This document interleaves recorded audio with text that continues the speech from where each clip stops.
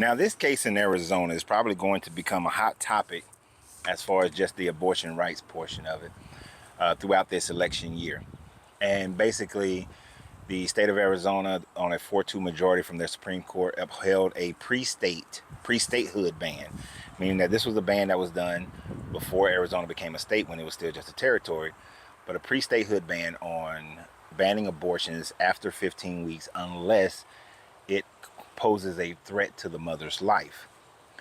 So, we're going to see how this plays itself out. But what I'm most intrigued about here, because for me personally, I think that I can't tell you what you should think. I can't tell you what you should do. There are some levels of abortion I agree with. There are some levels of abortion that I disagree with. The late term ones I definitely disagree with wholeheartedly. And as a man, once you give up the seed, you have no rights. You have no rights to tell a woman what she should do or shouldn't do. You gave up your right to decide whether or not you're going to be a part of the child's life, child support, whatever comes when you gave up your seed. When you have sex, that's the risk you take. So I don't care for any dude that whines about it. It's out of your hands once you give up the seed. So, life ain't fair. Get over it. But what intrigues me the most about this is what happened to separation of church and state? What happened to separation of church and state? How is it permissible in this world today that Christians can go on the Senate floor and start praying in their jibber jabbers and start praying? Now, I don't think their prayers had anything to do with those judges' decisions. Those judges had already made their decision prior to the jibber jabber. But how is it that they can do this? But this is what I would like to see. Now, I know there are some Muslims who follow this page, and this is what I want to see. I want some Muslims to go to their respective Senate floors, government floors, and I want y'all to pray. I want y'all to go onto their floors, and I want y'all to just start praying. Allahu Akbar.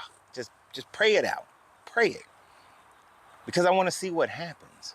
I want to see the hypocrisy of the Americans, of American Christians. Let me be more specific. The American Christian.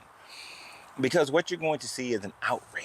It's going to be an outrage. How dare those Muslims get on the Senate floor and pray to their God, their false God. I guarantee that would be the sentiment. I know it.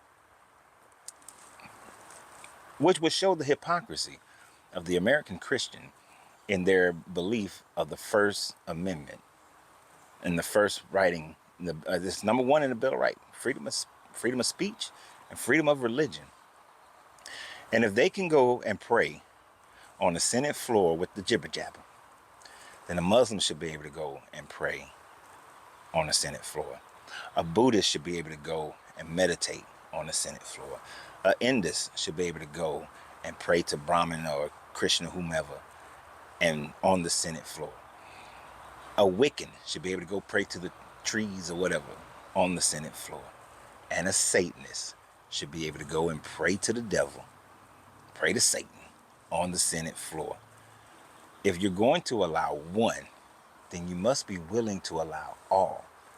Otherwise, you are bigoted, you are hypocritical, and you are not upholding the Constitution. Personally, the way I read the Constitution and the way that it was meant, you shouldn't be on the Senate floor praying anyway. I know the forefathers, so-called, went against that in their own right and allowed prayer, but it should have never been allowed, and it should not be allowed. I don't care what the situation is going on. The government should have absolutely nothing to do with religion, because government and religion working hand in hand is what has caused more devastation in the modern history of man for the last 12,000 years than anything else. And this is why I am appalled when I see the jibber jabber going on the Senate floor. And I know some Christians are going to claim victory. And then when it's repealed at some point, what are you going to claim then? Well, his power only lasts so long. because it's man's doing, it's man's decision, and the culture will continuously change. Eventually, that will get repealed. But y'all have a great day. And remember always, you have to free yourself to be yourself because your greatness is non-negotiable. Good journey, good vibrations.